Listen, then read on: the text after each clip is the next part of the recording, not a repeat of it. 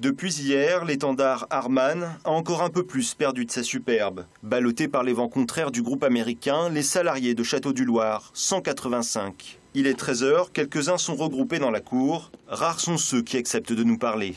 On ne sait rien, disent-ils, trop tôt. Le coup de massue est là aussi. Pour d'autres, cette éventuelle fermeture n'est pas une surprise. Déjà, on n'avait pas de nouveaux projets Twitter. Les nouveaux projets étaient placés en Chine. Et voilà, donc tout est tiré vers la Chine, vers les bas coûts pour le groupe. J'ai été sauvé l'année dernière grâce à un départ en retraite d'un collègue, parce que sinon le bureau d'études en Europe avait disparu. Donc voilà, pas de surprise. Voilà, il n'y a que le moment où ça arrive, où ça fait mal.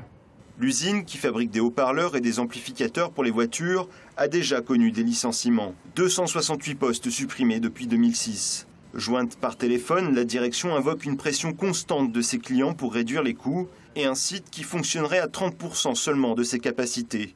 Un dernier argument qui ne tient pas la route, selon les salariés. On est peut-être à 30-40% d'utilisation de la surface, parce qu'on a beaucoup de place. On sous-loue des fois des parties de bâtiments pour du stockage, etc.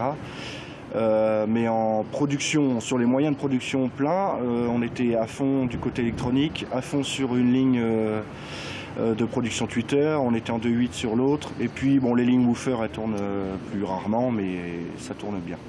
Pour la commune de Château du Loir, c'est aussi un coup dur. Le nouveau maire, Béatrice Pavie, a rendez-vous avec les services de l'État pour évoquer le cas de l'entreprise Harman. Un regret, que Château du Loir ne fasse pas partie de la zone AFR qui lui aurait permis de débloquer des aides financières. Ce périmètre s'est arrêté au Lude, il reprend dans le nord de l'Indre-et-Loire, et là il y a une espèce de vide à Château du Loir.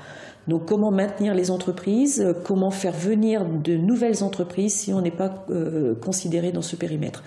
Donc ça fera partie bien sûr des questions que j'évoquerai avec le préfet semaine prochaine.